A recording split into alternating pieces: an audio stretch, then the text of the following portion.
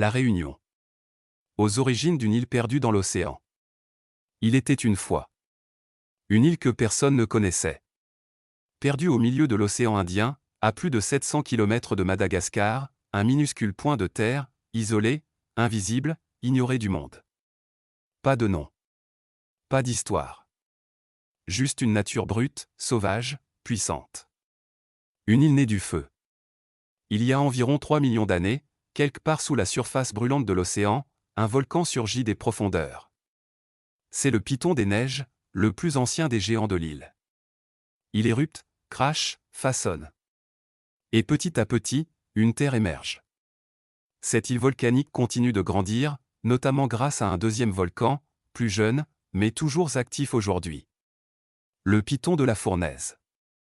Pendant des siècles, la nature règne en maîtresse absolue. Pas d'humains, pas d'animaux domestiques, pas de construction, juste des forêts humides, des oiseaux endémiques, des falaises vertigineuses, et des rivières bouillonnantes, un monde intact. Mais au fil du temps, les marins, explorateurs et commerçants s'aventurent de plus en plus loin, et un jour, quelqu'un voit cette île. Selon certaines sources, les Arabes ou les Austronésiens pourraient avoir été les premiers à en apercevoir les côtes, vers le Xe siècle, mais rien n'est certain. Aucun témoignage, aucun nom, aucune trace, juste des cartes anciennes, aux contours flous, où l'on devine peut-être une île fantôme. Puis, en 1507, un nom apparaît. Le navigateur portugais Diogo Fernandes Pereira navigue à l'est de Madagascar. Un jour, son navire, probablement détourné par le vent ou la curiosité, croise une île, il ne s'y arrête pas, mais la note sur ses cartes. Il la baptise Santa Apollonia, en hommage à la sainte du jour, le 9 février. Mais encore une fois, l'île reste inhabitée, elle demeure une énigme, un mystère de l'océan. Plus d'un siècle plus tard, l'histoire prend un nouveau tournant. En 1642, ce sont les Français qui s'y intéressent, la Compagnie des Indes orientales, depuis Madagascar, cherche une escale stratégique. Ils envoient une expédition pour prendre possession de cette île déserte. On la rebaptise l'île Bourbon, en l'honneur de la dynastie régnante, c'est le début de l'installation humaine. Mais à ce moment-là, rien n'est encore gagné. Les premières tentatives de colonisation sont précaires.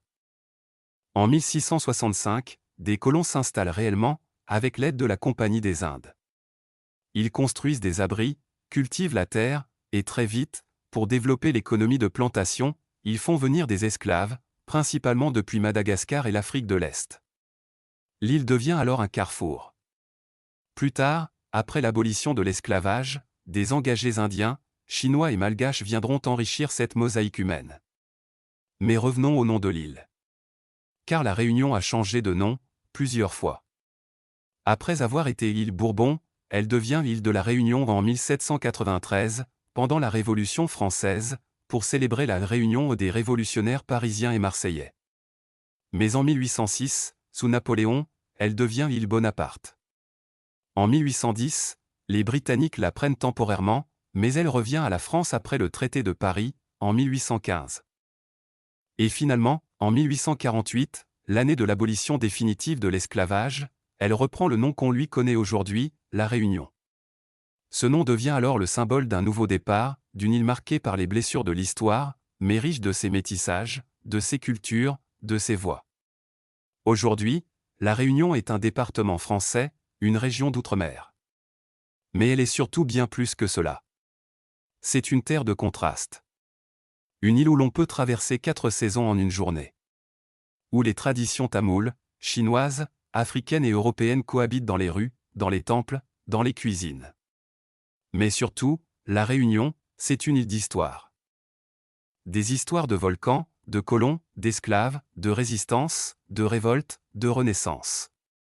Tout a commencé par une île inconnue, et aujourd'hui, c'est un monde à elle seule. Car la Réunion, ce n'est pas qu'un point sur une carte, c'est une île qui se vit, qui se ressent, qui se raconte. Et maintenant, vous connaissez le début de son histoire. Si cette histoire vous a donné envie d'en savoir plus sur les secrets de l'océan Indien, abonnez-vous, et laissez un commentaire pour partager votre vision de cette île unique et à très bientôt pour un nouveau voyage dans le temps.